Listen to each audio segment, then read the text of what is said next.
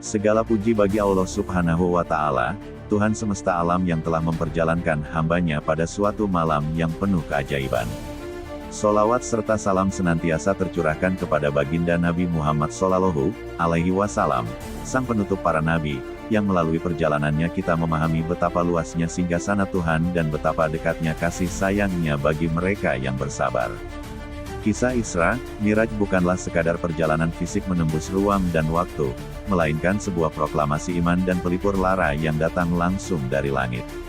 Peristiwa ini terjadi di titik terendah kehidupan Rasulullah Shallallahu Alaihi Wasallam secara manusiawi, sebuah masa yang dalam sejarah dikenal dengan sebutan Amul Husni atau tahun kesedihan. Melalui narasi ini, kita akan menyelami betapa gelapnya malam-malam di Mekah sebelum akhirnya cahaya Sidratul Muntaha menjemput sang kekasih Allah untuk naik ke derajat yang paling tinggi. Pada tahun ke-10 kenabian, dakwah Islam di Mekah berada dalam tekanan yang sangat hebat. Di tengah kepungan kaum kafir Quraisy, Nabi Muhammad Shallallahu Alaihi Wasallam kehilangan pelindung utamanya, yaitu sang paman, Abu Talib. Meskipun Abu Talib tidak memeluk Islam hingga akhir hayatnya, ia adalah tameng fisik yang membuat kaum Quraisy segan untuk menyakiti Rasulullah secara langsung. Wafatnya Abu Talib menjadi pintu gerbang bagi kaum kafir untuk semakin berani menindas Nabi. Tanpa perlindungan sang paman yang berwibawa, Rasulullah Shallallahu Alaihi Wasallam mulai merasakan gangguan fisik yang lebih keras. Debu dilemparkan ke kepala beliau, cacian dilemparkan saat beliau sujud, dan tekanan mental mulai mengepung setiap sudut dakwah di Mekah. Goncangan kedua, kepergian Khadijah binti Khuwailid. Hanya berselang singkat setelah wafatnya Abu Talib, duka yang lebih dalam kembali menghantam hati Rasulullah Shallallahu Alaihi Wasallam. Istri tercinta, Ummul Mukminin Khadijah binti Khuwailid, dipanggil kembali ke hadapan Allah Subhanahu wa Ta'ala. Khadijah adalah orang pertama yang beriman, sosok yang menenangkan Nabi saat wahyu pertama turun dengan gemetar, dan sosok yang menghabiskan seluruh hartanya demi tegaknya agama Allah. Bagi Nabi Muhammad Shallallahu Alaihi Wasallam, Khadijah adalah rumah tempat ia pulang dari lelahnya medan dakwah. Kehilangan Khadijah berarti kehilangan sandaran emosional yang paling kokoh di bumi. Langit Mekah terasa semakin kelam, dan beban di pundak Nabi terasa semakin berat. Tahun itu benar-benar menjadi Amul Husni, tahun di mana kesedihan menyelimuti hari-hari sang Nabi. Melihat Mekah yang semakin menyesakkan, Nabi Muhammad Shallallahu Alaihi Wasallam memutuskan untuk mencari suaka dan dukungan ke kota Taif. Beliau berharap Bani Saqif dapat menerima risalah ini atau setidaknya memberikan perlindungan. Namun, kenyataan pahit justru terjadi. Penduduk Taif bukan hanya menolak, tetapi mereka menghasut anak-anak dan budak-budak mereka untuk melempari Nabi dengan batu. Nabi Muhammad Shallallahu Alaihi Wasallam berlari dalam kondisi kaki yang berlumuran darah. Beliau berlindung di sebuah kebun anggur milik Utbah dan Syaibah bin Rabi'ah. Di sanalah, dengan hati yang hancur namun tetap penuh kepasrahan, Nabi memanjatkan doa yang sangat menggetarkan langit. Ya Allah, kepadamu aku mengadukan kelemahanku, kekurangan dayaku, dan kehinaanku di hadapan manusia. Wahai Zat yang paling penyayang, Engkau adalah Tuhan orang-orang yang tertindas dan Engkau adalah Tuhanku. Melihat kesedihan hambanya, Allah Subhanahu wa Ta'ala mengutus malaikat Jibril alaihissalam bersama malaikat penjaga gunung. Malaikat tersebut menawarkan untuk menghimpit penduduk Taif dengan 2 gunung jika Nabi menginginkannya. Namun, di tengah luka fisik dan batin, terpancarlah kemuliaan akhlak Muhammad Shallallahu Alaihi Wasallam. Beliau menolak tawaran itu dan justru mendoakan agar kelak dari keturunan mereka lahir orang-orang yang menyembah Allah. Meskipun Nabi memaafkan, Allah Subhanahu wa Ta'ala tidak membiarkan kekasihnya terus larut dalam duka. Allah ingin menunjukkan bahwa jika bumi terasa sempit dan penduduknya menolak, maka langit dan penghuninya merindukan kedatangan beliau. Peristiwa ini menjadi latar belakang mengapa Isra, Miraj diberikan sebagai hadiah. Sebagaimana firman Allah dalam Quran Surah Al-Isra ayat 1. Maha suci Allah yang telah memperjalankan hambanya pada suatu malam dari Masjidil Haram ke Masjidil Aqsa yang telah kami berkahi sekelilingnya agar kami perlihatkan kepadanya sebagian dari tanda-tanda kebesaran kami. Sesungguhnya Dia adalah Maha mendengar lagi Maha melihat. Kalimat, memperlihatkan sebagian tanda kebesaran kami, adalah bentuk pelipur lara tertinggi. Nabi akan dibawa melihat bahwa kekuasaan Allah jauh melampaui kebencian kaum Quraisy dan penduduk Taif. Bahwa di balik kematian paman dan istrinya, ada kemuliaan abadi yang menanti di Sidratul Muntaha. Malam itu, saat Nabi Muhammad SAW sedang berbaring di dekat Ka'bah, antara tidur dan terjaga, datanglah malaikat Jibril alaihissalam untuk membelah dada beliau dan mensucikan hatinya dengan air Zam-Zam. Inilah awal dari perjalanan yang akan mengubah sejarah manusia selamanya, sebuah perjalanan untuk menghibur hati sang Nabi yang sedang berduka.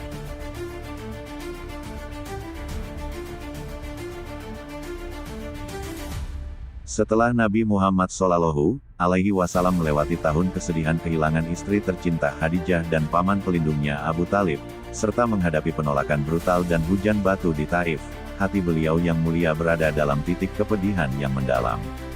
Bumi terasa sempit bagi kekasih Allah ini. Namun, Allah Subhanahu wa Ta'ala tidak pernah membiarkan hambanya dalam kesendirian. Jika penduduk bumi menutup pintu mereka, maka Allah Subhanahu wa Ta'ala membuka pintu-pintu langit untuknya.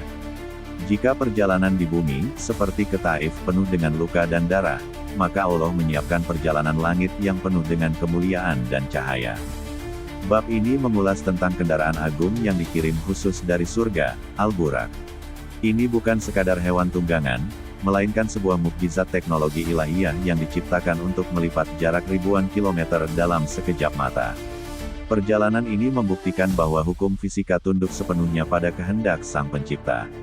Ini adalah perjalanan Isra, dari Makkah ke Palestina, yang menjadi mukadimah bagi perjalanan Miraj, naik ke Sidratul Muntaha. Allah Subhanahu wa Ta'ala mengabadikan peristiwa dahsyat ini di awal surat yang dinamai dengan peristiwa tersebut. Maha Suci Allah, yang telah memperjalankan hambanya pada suatu malam dari Al-Masjidil Haram ke Al-Masjidil Aqsa yang telah kami berkahi sekelilingnya agar kami perlihatkan kepadanya sebagian dari tanda-tanda kebesaran kami. Sesungguhnya Dia adalah Maha mendengar lagi Maha mengetahui. Quran Surah Al-Isra, ayat 1. Peristiwa ini terjadi pada suatu malam, sekitar setahun sebelum hijrah. Saat itu, Nabi Muhammad SAW sedang berbaring di Hijr Ismail, area setengah lingkaran di samping Ka'bah dalam keadaan antara tidur dan terjaga. Tiba-tiba, datanglah malaikat Jibril alaihissalam, ditemani oleh malaikat Mikail.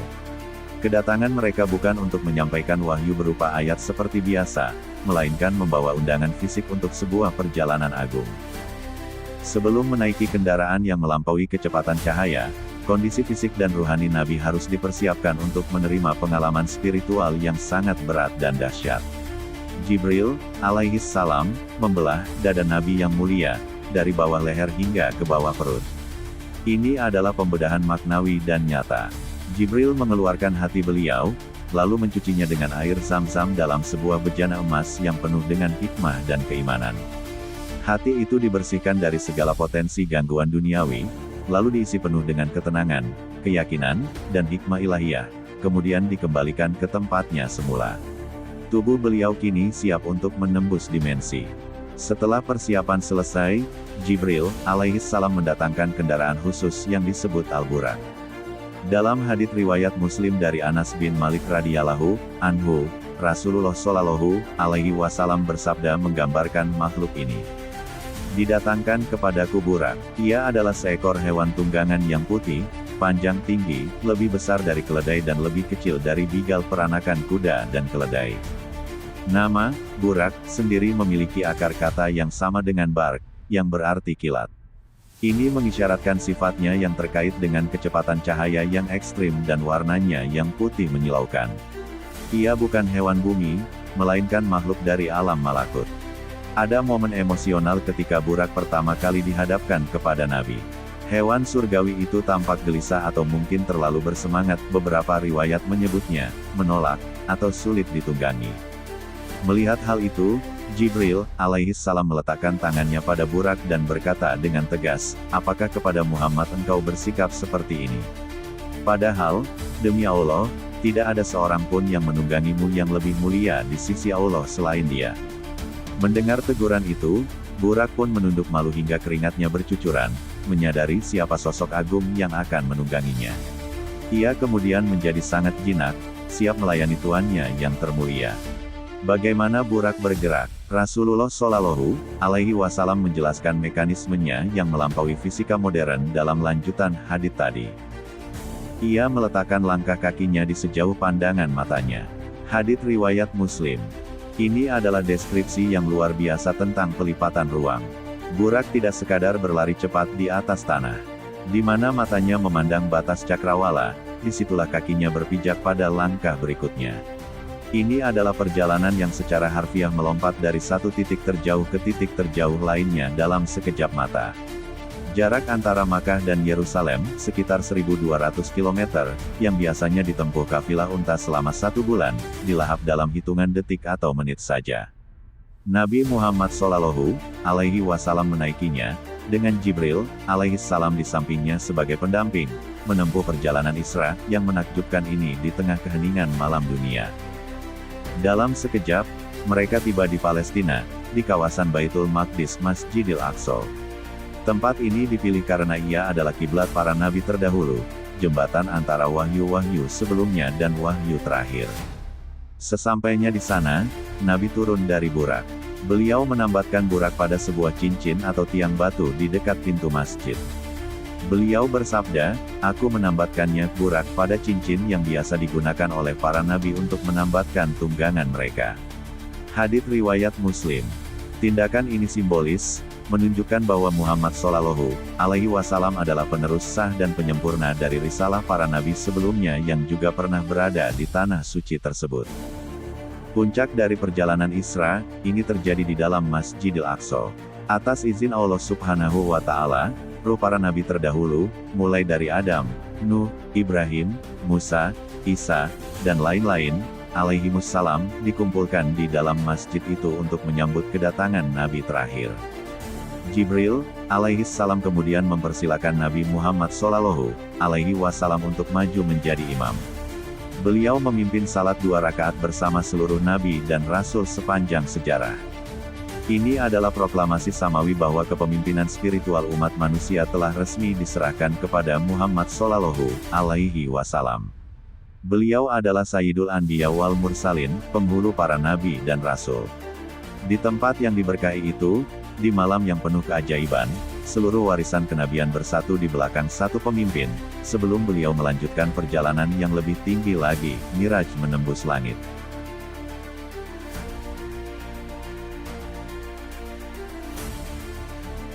Perjalanan Isra, yang menakjubkan telah usai dalam hitungan kedipan mata. Nabi Muhammad Shallallahu Alaihi Wasallam, dengan didampingi malaikat Jibril alaihi salam dan menunggangi burak, kini menjejakkan kaki di tanah yang diberkahi, Palestina. Mengapa harus transit? Mengapa Allah Subhanahu wa Ta'ala tidak langsung mengangkat kekasihnya dari Masjidil Haram ke Sidratul Muntaha? Disinilah letak hikmah yang luar biasa. Baitul Maqdis Yerusalem bukanlah sekadar lokasi geografis. Ia adalah jantung sejarah kenabian. Di tanah inilah Nabi Ibrahim, Ishak, Yakub, Daud, Sulaiman, Zakaria, Yahya, dan Isa alaihimussalam hidup, berdakwah, dan dimakamkan. Ini adalah kiblat pertama umat Islam sebelum dialihkan ke Ka'bah. Transit ini adalah sebuah proklamasi. Sebelum Nabi Muhammad Shallallahu Alaihi Wasallam naik menghadap Allah Subhanahu wa Ta'ala untuk menerima perintah salat, beliau harus dikonfirmasi terlebih dahulu oleh seluruh utusan Allah yang pernah ada di bumi. Ini adalah momen serah terima estafet risalah. Allah Subhanahu wa Ta'ala ingin menunjukkan kepada seluruh makhluknya bahwa risalah yang dibawa Muhammad Shallallahu Alaihi Wasallam bukanlah agama baru yang terputus dari sebelumnya, melainkan puncak dan penyempurna dari bangunan tauhid yang telah disusun bata demi bata oleh para nabi terdahulu. Di malam yang hening di kompleks Al-Aqsa inilah, sebuah diplomasi tanpa kata-kata, namun penuh makna pengakuan, akan digelar. Setelah burak mendarat dengan mulus di area Baitul Maqdis, Nabi Muhammad Shallallahu Alaihi Wasallam turun dari punggung kendaraan cahaya tersebut. Jibril alaihi salam, sang pemandu setia, mengarahkan beliau ke sebuah lokasi spesifik di dekat pintu masjid. Dalam sebuah riwayat yang sahih, Nabi bersabda, "Kemudian aku menambatkannya, burak pada cincin yang biasa digunakan oleh para nabi untuk menambatkan tunggangan mereka." Tindakan fisik menambatkan burak pada cincin atau tiang batu yang sama yang pernah digunakan oleh para nabi terdahulu adalah simbolisasi yang kuat. Ini menunjukkan bahwa Nabi Muhammad Shallallahu Alaihi Wasallam sedang memarkirkan dirinya dalam garis keturunan spiritual yang sama. Beliau tidak membuat jalur baru, melainkan meneruskan jejak langkah para pendahulunya di tanah suci tersebut. Nabi Muhammad Shallallahu Alaihi Wasallam, yang wajahnya senantiasa dipenuhi cahaya ilahi, melangkah memasuki bangunan Masjidil Aqsa. Suasana malam itu hening, namun udara terasa padat oleh kehadiran entitas-entitas suci. Tempat itu mungkin tampak tua dan sunyi secara fisik di mata manusia biasa, namun di mata spiritual sang Nabi pada malam itu, tempat itu sedang bersiap untuk perhelatan teragum sepanjang sejarah bumi. Kemudian, terjadilah salah satu mukjizat terbesar dari peristiwa Isra Miraj. Atas izin dan kuasa mutlak Allah Subhanahu wa Ta'ala, di dalam masjid tersebut, Allah mengumpulkan ruh seluruh nabi dan rasul yang pernah diutus ke muka bumi, dari Nabi Adam alaihissalam hingga Nabi Isa alaihissalam. Bagaimana mereka hadir? Para ulama menjelaskan bahwa ini adalah kehadiran tampil penjelmaan ruhani, yang nyata bagi pandangan Nabi Muhammad. Mereka hadir dalam bentuk terbaik mereka, memancarkan cahaya kenabian masing-masing. Ini adalah diplomasi para nabi. Tidak ada perdebatan, tidak ada negosiasi politik. Diplomasi di sini adalah bentuk pengakuan dan penghormatan. Para nabi senior seperti Ibrahim alaihissalam bapa para nabi, Musa alaihissalam kalimullah, dan Isa alaihissalam ruhullah semuanya hadir di sana. Mereka menanti kedatangan tamu agung, saudara bungsu mereka yang menjadi penutup segala risalah. Ketika waktu salat tiba, sebagian ulama berpendapat ini adalah salat sunnah tahiyatul masjid yang spesial, atau salat subuh. Menurut pendapat lain, para nabi dan rasul yang jumlahnya ribuan itu mulai berbaris rapi membentuk saf-saf salat. Saf yang terisi oleh manusia-manusia paling mulia yang pernah menginjak bumi. Semua menunggu, siapakah yang pantas memimpin jamaah semulia ini? Siapakah yang layak berdiri di depan Nabi Ibrahim sang Khalilullah? Pada momen krusial inilah, Malaikat Jibril alaihissalam bertindak sebagai protokoler Allah Subhanahu wa Ta'ala. Jibril memegang tangan Nabi Muhammad Shallallahu Alaihi Wasallam dan mempersilakan beliau untuk maju ke mihrab, ke posisi imam. Nabi Muhammad Shallallahu Alaihi Wasallam maju dan berdiri di depan seluruh nabi dan rasul. Beliau mengangkat takbir, Allahu Akbar. Dan di belakang beliau, ribuan suara nabi menyahut takbir tersebut. Peristiwa ini adalah pengukuhan formal di alam malakut bahwa Muhammad Shallallahu Alaihi Wasallam adalah Sayyidul Anbiya wal Mursalin, penghulu, pemimpin para nabi dan rasul. Ketika beliau ruku, seluruh nabi ikut ruku. Ketika beliau sujud, seluruh nabi, termasuk mereka yang syariatnya mungkin berbeda tata cara ibadahnya dahulu, kini sujud mengikuti gerakan Nabi Muhammad. Ini adalah simbolisasi, diplomasi ketundukan. Bahwa syariat-syariat terdahulu kini telah menemukan muaranya. Bahwa kepemimpinan spiritual umat manusia secara resmi telah diserahkan kepada Nabi Muhammad Shallallahu Alaihi Wasallam. Di Baitul Maqdis, kiblat masa lalu, para nabi masa lalu menyerahkan tongkat estafet kepada nabi masa depan. Setelah salat agung tersebut selesai, dan sebelum memulai perjalanan Miraj, Nabi Muhammad Shallallahu Alaihi Wasallam dihadapkan pada sebuah ujian simbolis yang menentukan nasib umatnya. Jibril alaihissalam datang membawa 2 gelas bejana. 1 gelas berisi khamr arak minuman keras, dan gelas lainnya berisi susu. Jibril menawarkannya kepada Nabi. Nabi Muhammad Shallallahu Alaihi Wasallam, dengan bimbingan Allah, memilih gelas yang berisi susu dan meminumnya. Jibril alaihissalam pun berkata dengan lega dan bangga, segala puji bagi Allah yang telah menunjukimu kepada fitrah. Seandainya engkau mengambil khamar, niscaya umatmu akan tersesat. Hadits riwayat Bukhari dan Muslim. Peristiwa di Baitul Maqdis ini ditutup dengan kemenangan fitrah. Nabi telah membuktikan kesiapannya memimpin umat yang lurus, sebelum beliau akhirnya dibawa keluar masjid untuk menaiki tangga langit Al-Miraj menuju perjumpaan tertinggi.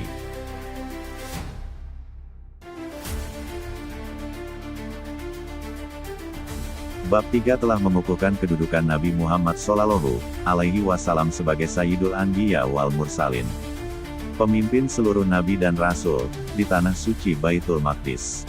Ini adalah fondasi spiritual yang kokoh sebelum beliau menapaki tangga-tangga langit yang tak terhingga. Kini, setelah salat agung bersama para nabi dan ujian fitrah yang menegaskan kemuliaan Islam, tiba saatnya untuk pendakian yang sesungguhnya, Miraj. Miraj, atau pendakian ke langit, bukanlah perjalanan fisik biasa. Ini adalah perjalanan menembus dimensi, melintasi batas-batas alam semesta yang kita kenal, menuju alam malakut dan jabarut Allah Subhanahu wa Ta'ala. Tujuan utamanya adalah perjumpaan langsung dengan Sang Khalik, perjumpaan yang belum pernah diberikan kepada siapapun sebelumnya, bahkan kepada Nabi Musa, alaihissalam yang hanya diizinkan mendengar firman-Nya dari balik tabir.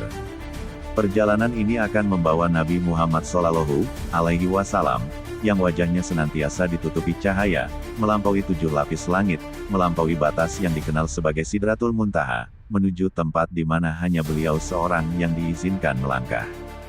Di setiap lapisan langit, beliau akan bertemu dengan nabi-nabi agung lainnya, mendapatkan pengakuan, doa, dan wejangan yang semakin mengokohkan misinya. Ini adalah persiapan mental dan spiritual terakhir sebelum menerima perintah terbesar bagi umat manusia, salat 5 waktu.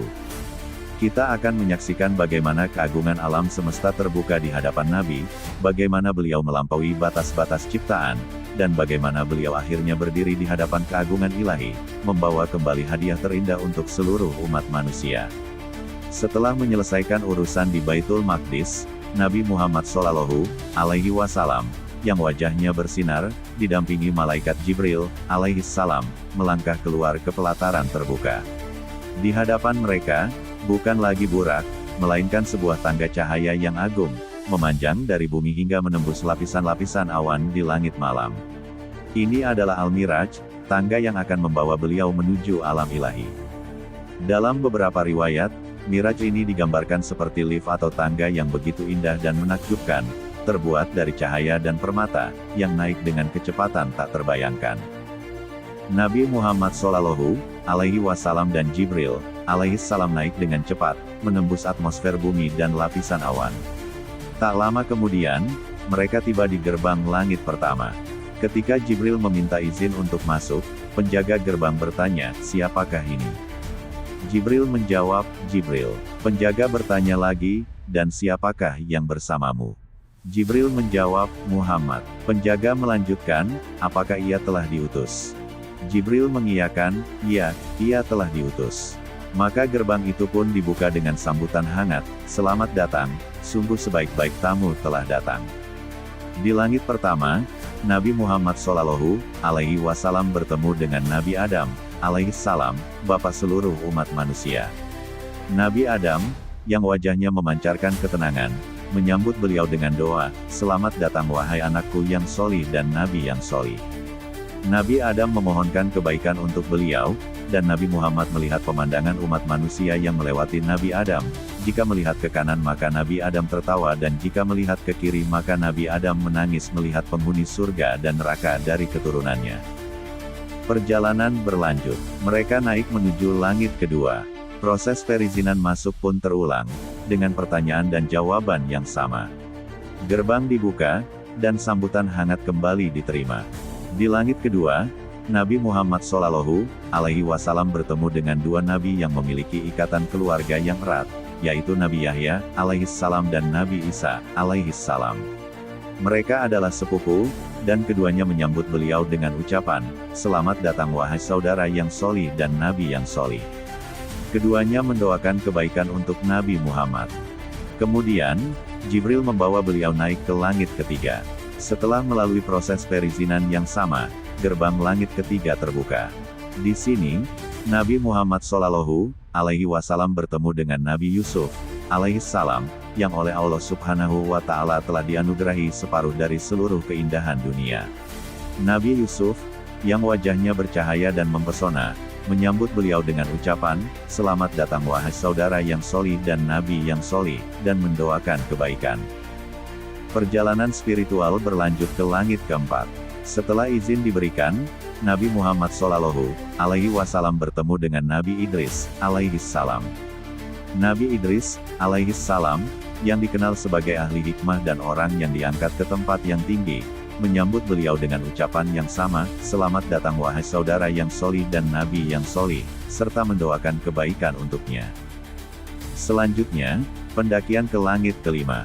Gerbang terbuka, dan Nabi Muhammad Shallallahu Alaihi Wasallam bertemu dengan Nabi Harun alaihi salam, saudara kandung Nabi Musa alaihi salam dan juga seorang nabi. Nabi Harun, yang terlihat bijaksana, menyambut beliau dengan penuh kasih sayang, "Selamat datang wahai saudara yang solih dan nabi yang solih," dan memohonkan keberkahan. Perjalanan semakin mendekati puncaknya. Di langit ke-6, setelah perizinan masuk, Nabi Muhammad Shallallahu Alaihi Wasallam bertemu dengan Nabi Musa alaihi salam. Ini adalah perjumpaan yang istimewa. Nabi Musa, yang dikenal sebagai Kalimullah, orang yang diajak berbicara langsung oleh Allah, menyambut Nabi Muhammad dengan ucapan, "Selamat datang wahai saudara yang solih dan nabi yang solih." Ketika Nabi Muhammad Shallallahu Alaihi Wasallam melangkah pergi, Nabi Musa menangis. Ketika ditanya mengapa, ia menjawab, "Aku menangis karena seorang anak muda yang diutus setelahku, umatnya lebih banyak masuk surga daripada umatku." Ini menunjukkan keagungan umat Nabi Muhammad dan kepemimpinan beliau yang tidak hanya diakui oleh para nabi lain, bahkan Nabi Musa yang agung pun mengakui keutamaan beliau. Akhirnya, mereka tiba di gerbang langit ke-7, langit tertinggi. Setelah perizinan masuk, Nabi Muhammad Shallallahu Alaihi Wasallam disambut di tempat yang sangat agung.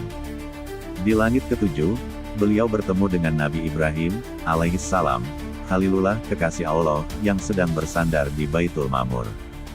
Baitul Ma'mur adalah Ka'bah di langit, tempat para malaikat tawaf mengelilinginya setiap hari sebanyak 70.000 malaikat, dan mereka yang keluar tidak akan kembali lagi. Nabi Ibrahim, dengan wibawa dan ketenangannya, menyambut Nabi Muhammad, "Selamat datang wahai anakku yang solih dan nabi yang solih." Beliau mendoakan kebaikan untuk Nabi Muhammad Shallallahu Alaihi Wasallam. Setelah itu, Jibril alaihi salam membawa Nabi Muhammad Shallallahu Alaihi Wasallam melampaui Sidratul Muntaha. Sidratul Muntaha adalah pohon bidara raksasa di perbatasan langit ke-7, yang menjadi batas akhir pengetahuan makhluk. Tidak ada makhluk yang dapat melewatinya kecuali atas izin Allah Subhanahu wa Ta'ala. Dikatakan bahwa daun-daun Sidratul Muntaha sebesar telinga gajah, dan buahnya seperti tempayan besar. Ia diselimuti oleh cahaya-cahaya yang begitu indah, sehingga tidak ada yang dapat menggambarkannya. Disinilah Jibril alaihi salam berhenti. Ia berkata, "Inilah batas terakhirku. Jika aku melangkah setapak lagi, aku akan terbakar." Maka, Nabi Muhammad Shallallahu Alaihi Wasallam melanjutkan perjalanan seorang diri, menembus dimensi keagungan Allah yang tak terbatas. Akhirnya, Nabi Muhammad Shallallahu Alaihi Wasallam mencapai tempat di mana beliau dapat berdialog langsung dengan Allah Subhanahu wa Ta'ala, tanpa perantara, tanpa tabir. Ini adalah momen puncak Miraj. Disinilah beliau menerima perintah salat 5 waktu, sebagai hadiah dari Allah Subhanahu wa Ta'ala kepada umat beliau. Salat yang awalnya 50 waktu, dikurangi menjadi 5 waktu setelah negosiasi Nabi Muhammad Shallallahu Alaihi Wasallam dengan izin Allah dan saran Nabi Musa alaihi salam. Peristiwa ini disebutkan dalam surah An-Najm ayat 8-10. Petik 2. Kemudian dia, Jibril, mendekat, lalu bertambah dekat, sehingga jaraknya sekitar 2 busur panah atau lebih dekat lagi. Lalu disampaikannya wahyu kepada hambanya, Muhammad, apa yang telah diwahyukannya. Ini bukan perjumpaan fisik dalam arti materi, melainkan perjumpaan spiritual yang paling agung, di mana Nabi Muhammad Shallallahu Alaihi Wasallam merasakan kedekatan yang tiada taraf dengan Sang Pencipta.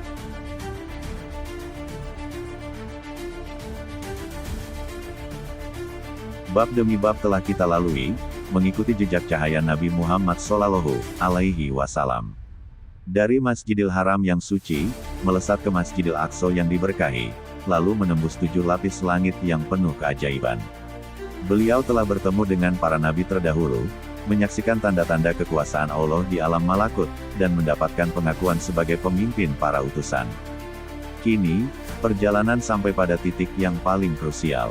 Sebuah tapal batas yang memisahkan alam ciptaan, alamul khalq, dengan alam keilahian, alamul amr.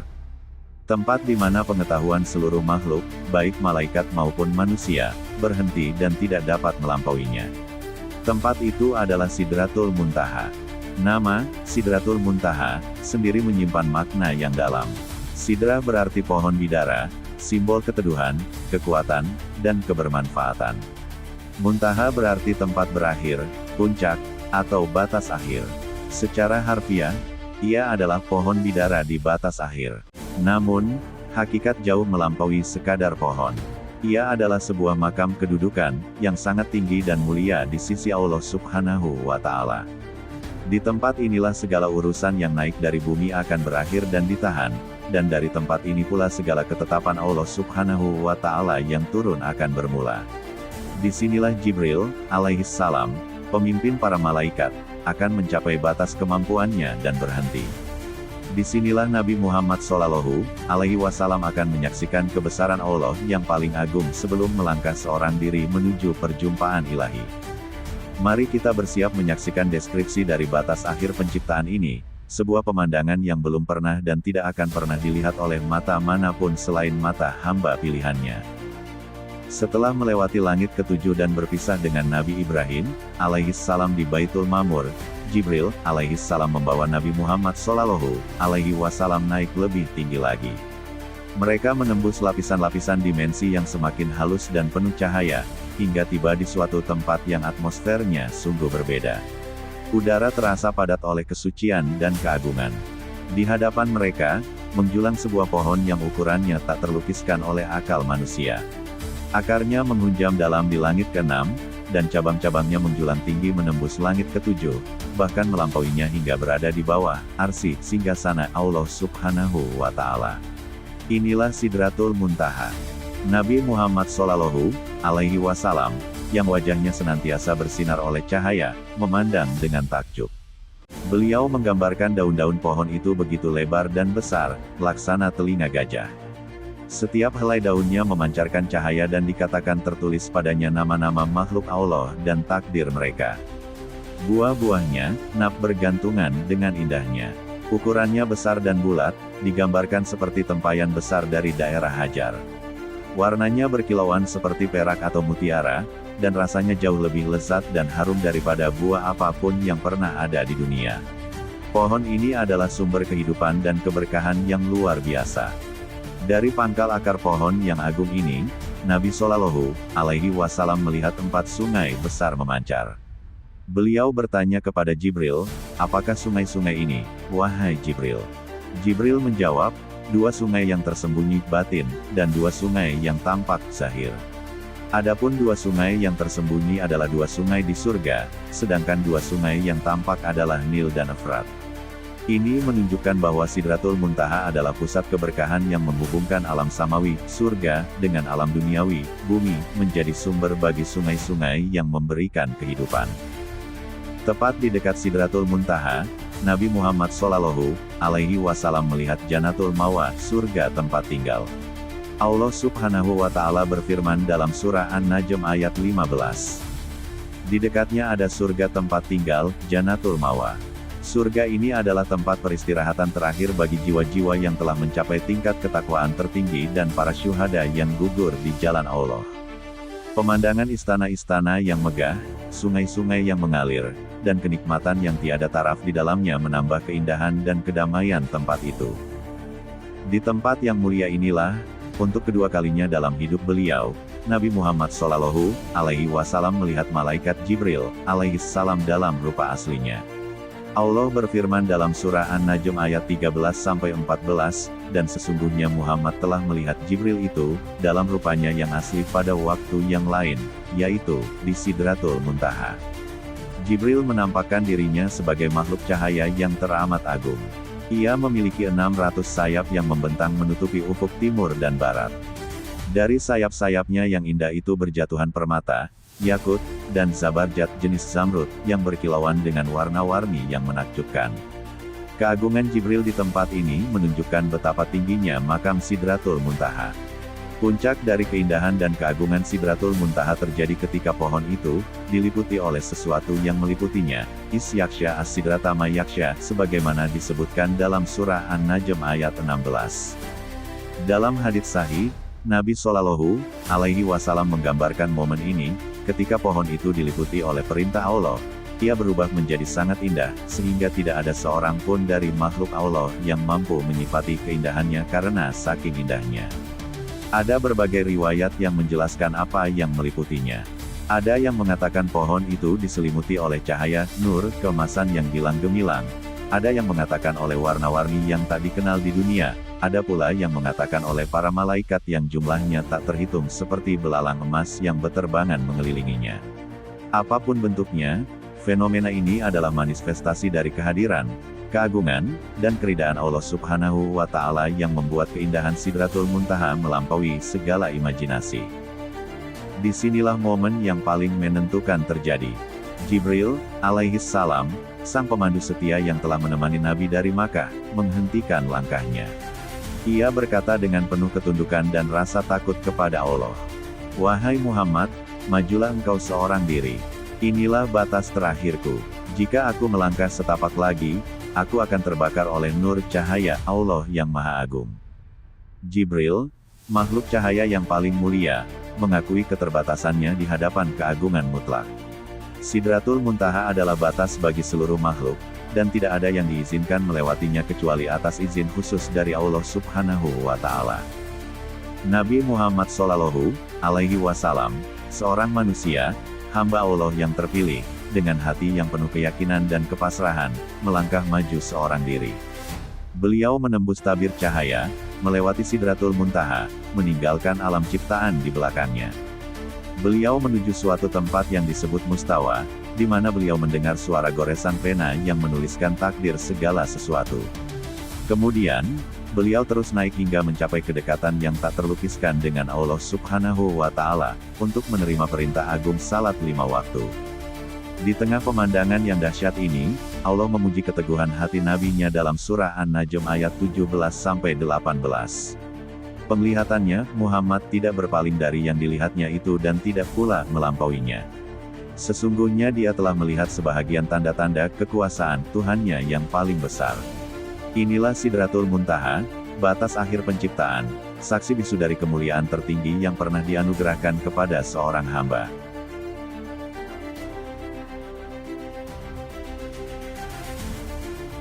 Perjalanan Isra, Miraj bukanlah sekadar wisata samawi untuk menyaksikan keajaiban alam malakut. Setiap detak jantung dan setiap langkah cahaya yang ditempuh oleh Nabi Muhammad Shallallahu Alaihi Wasallam memiliki tujuan akhir yang teramat agung. Setelah melewati ujian kesedihan di bumi, Amul Husni, Allah Subhanahu wa Ta'ala tidak hanya menghibur kekasihnya dengan memperlihatkan tanda-tanda kebesarannya, tetapi juga memanggilnya untuk sebuah pertemuan yang belum pernah dan tidak akan pernah dialami oleh manusia manapun. Bab ini, yang kita sebut sebagai diplomasi salat, adalah inti dari seluruh peristiwa ini. Ia adalah babak di mana batas antara pencipta dan ciptaan menjadi begitu tipis dalam konteks kedekatan spiritual, namun tetap tegas dalam konteks ketuhanan dan kehambaan. Disebut diplomasi, bukan dalam artian negosiasi antara dua pihak yang setara, Maha Suci Allah dari hal demikian. Ini adalah sebuah proses, syafaat kubra, syafaat terbesar, yang pertama kali dilakukan oleh Rasulullah Shallallahu Alaihi Wasallam untuk umatnya, bahkan sebelum umat itu sendiri menyadari beban yang akan mereka pikul. Ini adalah dialog kasih sayang antara Rabb yang Maha Penyayang dengan hambanya yang paling penyayang, dengan perantaraan pengalaman sejarah yang dibawa oleh Nabi Musa, alaihi salam. Disinilah langit dan bumi bertemu dalam sebuah ketetapan. Disinilah oleh-oleh terindah dari langit diturunkan ke bumi. Mari kita selami detik-detik paling menentukan dalam sejarah spiritualitas manusia ini, saat perintah salat 5 waktu ditetapkan langsung dari arsy Allah Subhanahu wa Ta'ala. Setelah malaikat Jibril, alaihi salam berhenti di Sidratul Muntaha, Nabi Muhammad Shallallahu Alaihi Wasallam melanjutkan perjalanan seorang diri. Beliau menembus tabir-tabir cahaya yang semakin intens, memasuki sebuah makam kedudukan, yang disebut Mustawa. Di tempat yang hening namun penuh dengan keagungan ilahi ini, beliau mendengar Saryaiful Aqlam, suara goresan pena-pena takdir yang menuliskan segala ketetapan Allah Subhanahu wa Ta'ala di Lauh Mahfuz. Suara ini adalah simfoni ketundukan alam semesta terhadap perintahnya. Tidak ada makhluk lain di sana, tidak ada malaikat mukorobin, tidak ada nabi mursalin. Hanya Muhammad, hamba pilihan, di hadapan hadirat Rabbul Alamin. Nabi Muhammad Shallallahu Alaihi Wasallam mencapai kedudukan yang digambarkan dalam Al-Quran Surah An-Najm ayat 9 sebagai Ka'aba Qosain au Adna, sejarak dua ujung busur panah atau lebih dekat lagi. Ini adalah kedekatan maknawi yang tak terlukiskan, bukan kedekatan jarak fisik, karena Allah Maha Suci dari tempat dan arah. Disinilah, tanpa perantara Jibril, Allah Subhanahu wa Ta'ala berbicara langsung kepada kekasihnya. Allah mewahyukan apa yang hendak diwahyukannya. Inti dari wahyu tersebut adalah perintah wajib bagi Muhammad dan umatnya untuk mendirikan salat. Awalnya, Allah Subhanahu wa Ta'ala menetapkan kewajiban salat sebanyak 50 kali dalam sehari semalam. Dengan hati yang penuh ketaatan dan samina wa atana, kami dengar dan kami taat, Nabi menerima perintah yang sangat berat namun mulia ini. Beliau kemudian berbalik untuk memulai perjalanan turun kembali ke bumi, membawa amanah besar di pundaknya. Dalam perjalanan turun, Nabi Muhammad Shallallahu Alaihi Wasallam kembali melewati langit ke-6, tempat Nabi Musa alaihi salam berada.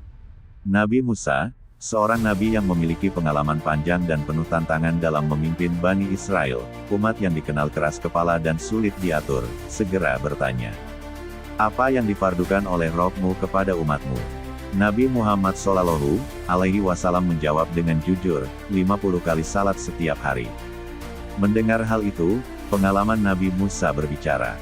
Dengan penuh kasih sayang kepada saudara mudanya dan kekhawatiran mendalam terhadap umat akhir zaman, Musa berkata, "Kembalilah kepada Rabb-Mu, mintalah keringanan untuk umatmu. Sesungguhnya umatmu tidak akan sanggup melaksanakannya. Aku telah mencoba Bani Israel dan telah memuji mereka dengan sebenar-benarnya, dan mereka gagal."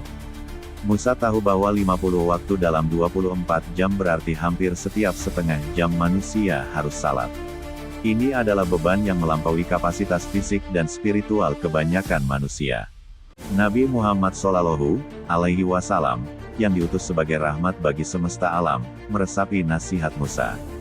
Beliau memandang ke arah Jibril, yang menunggunya di batas sidrah, seolah meminta pertimbangan, dan Jibril memberi isyarat, "Lakukanlah jika engkau mau." Maka dimulailah perjalanan bolak-balik ulang-alik, yang menakjubkan. Nabi Muhammad Shallallahu Alaihi Wasallam kembali naik menghadap Allah Subhanahu wa Ta'ala di Mustawa. Di hadapan Allah, beliau bersujud dan memohon, "Ya Rabb, berilah keringanan bagi umatku. Umatku adalah umat yang paling lemah badannya, hatinya, pendengarannya, dan tenaganya." Allah yang Maha Pengasih dan Maha Penyayang mengabulkan permohonan kekasihnya. Beliau mengurangi kewajiban itu sebanyak 10 salat, dalam riwayat lain disebutkan 55. Nabi turun kembali menemui Musa di langit ke-6 dan mengabarkan pengurangan tersebut. Namun Musa tetap berkata, "Kembalilah kepada Rabb-Mu, mintalah keringanan. Sesungguhnya umatmu tidak akan sanggup." Dialog ini berulang terus-menerus. Nabi Muhammad Shallallahu Alaihi Wasallam naik meminta keringanan. Allah menguranginya. Musa menasihati bahwa itu masih terlalu berat. Dari 50 menjadi 40, lalu 30, 20, dan kemudian 10. Ketika jumlahnya telah mencapai 10 kali sehari, Nabi Musa alaihi salam masih menyarankan untuk meminta pengurangan lagi. Nabi Muhammad kembali naik menghadap Allah untuk kesekian kalinya. Allah Subhanahu wa Ta'ala kemudian berfirman, menetapkan keputusan final yang penuh hikmah. "Wahai Muhammad, sesungguhnya ini adalah 5 salat sehari semalam. Setiap salat pahalanya 10 kali lipat, maka itulah 50 salat. Barang siapa yang berniat melakukan kebaikan lalu tidak mengamalkannya, ditulis untuknya 1 kebaikan. Jika dia mengamalkannya, ditulis untuknya 10 kebaikan. Dan barang siapa yang berniat melakukan kejelekan lalu tidak mengamalkannya, tidak ditulis dosanya sedikitpun. Jika dia mengamalkannya, ditulis untuknya 1 kejelekan."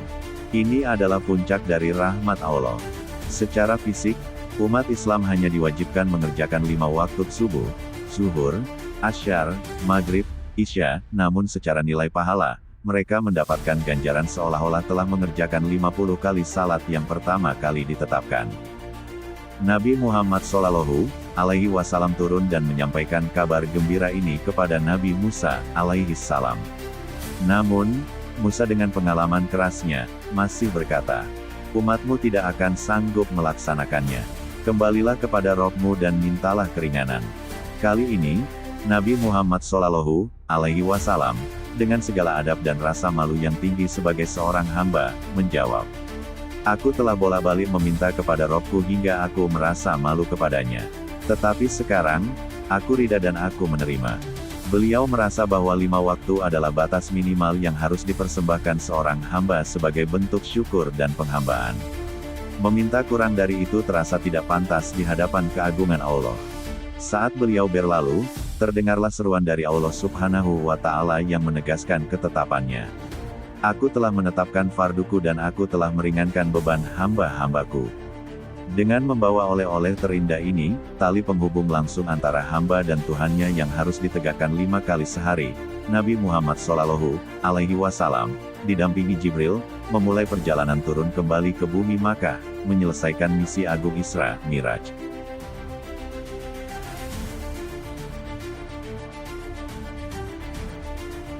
Antara langit ketujuh dan debu Mekah. Malam yang baru saja berlalu bukanlah malam biasa dalam sejarah umat manusia. Itu adalah malam di mana hukum fisika ditekuk, jarak dilipat, dan tirai gaib disingkap sepenuhnya bagi seorang hamba pilihan, Nabi Muhammad Shallallahu Alaihi Wasallam.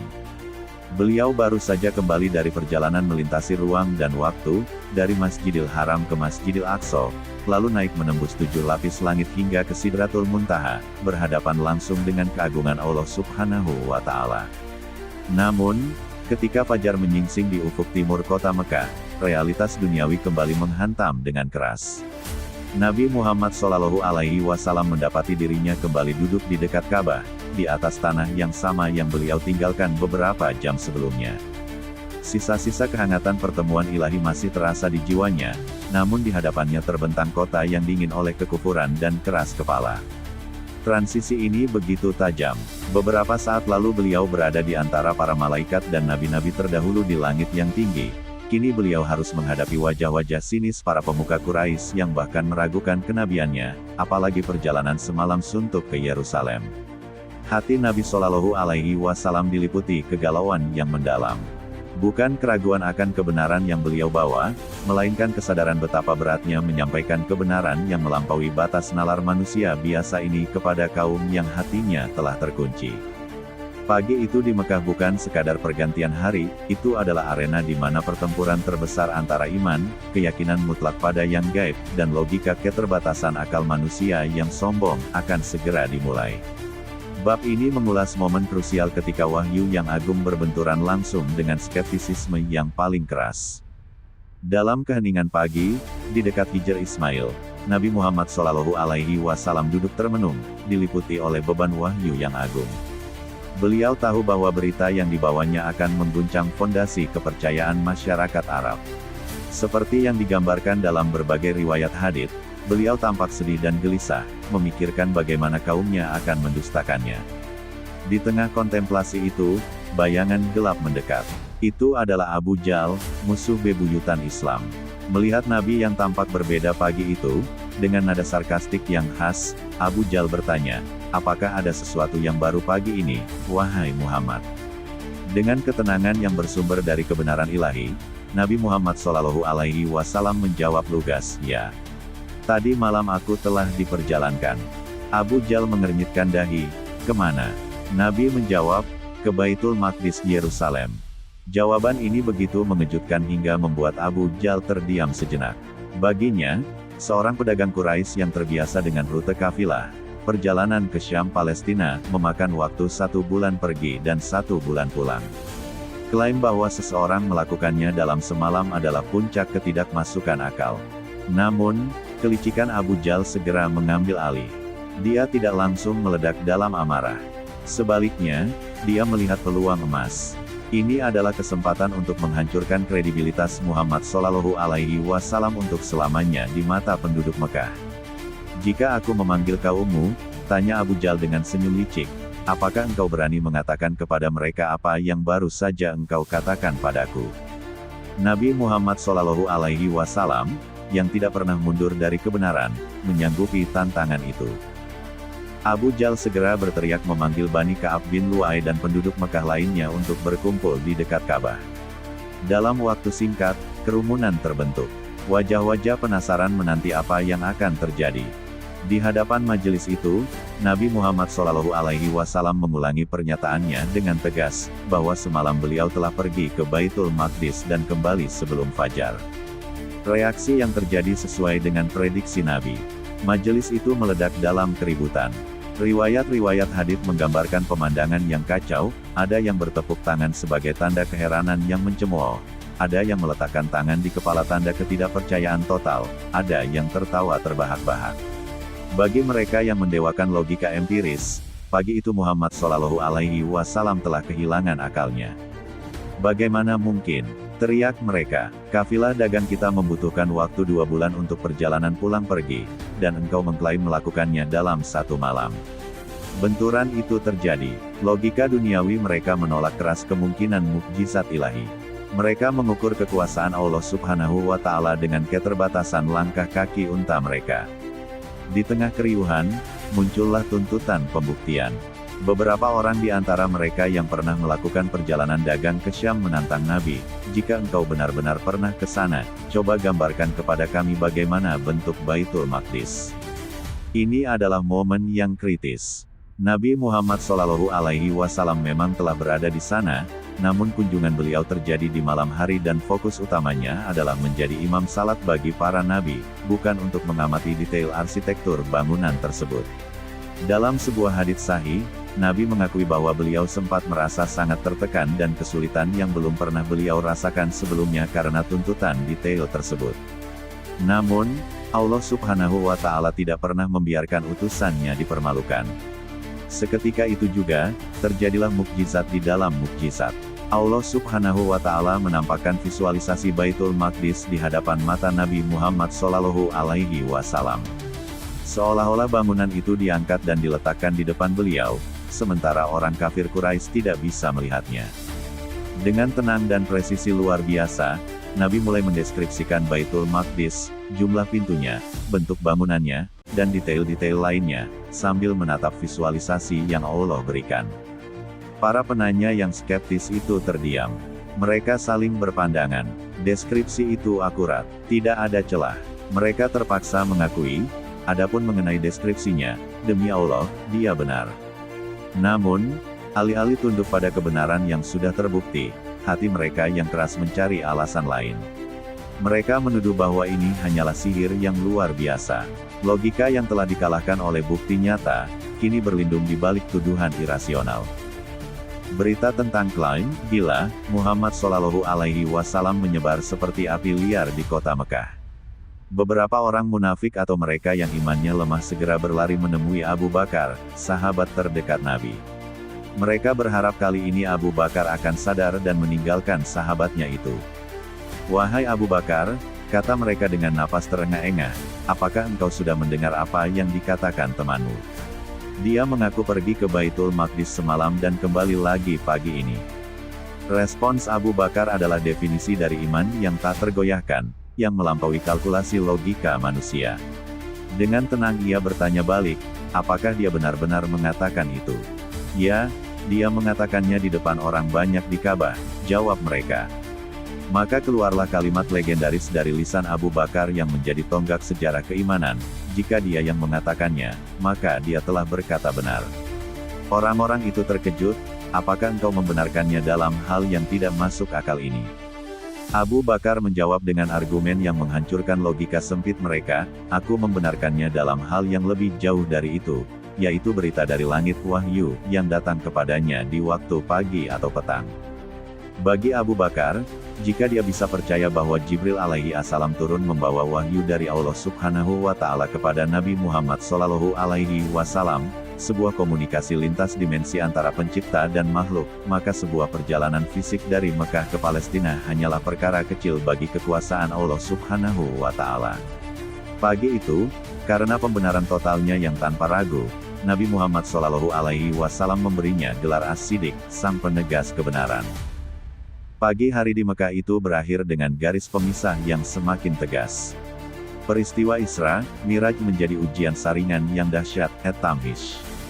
Bagi kaum kafir Quraisy, peristiwa ini menambah kekufuran di atas kekufuran mereka, membuat mereka semakin tenggelam dalam kesombongan logika. Bagi sebagian orang yang lemah imannya, peristiwa ini membuat mereka murtad kembali. Namun, bagi mereka yang memiliki hati seperti Abu Bakar As-Siddiq, peristiwa ini justru menjadi penguat keimanan yang tak tertandingi. Mereka memahami bahwa iman bukanlah tentang menundukkan kehendak Tuhan agar sesuai dengan akal manusia, melainkan menundukkan akal manusia di hadapan kehendak Tuhan yang Maha Kuasa. Pagi itu membuktikan bahwa ketika logika duniawi menemui jalan buntu, hanya sayap-sayap iman yang mampu terbang melampauinya.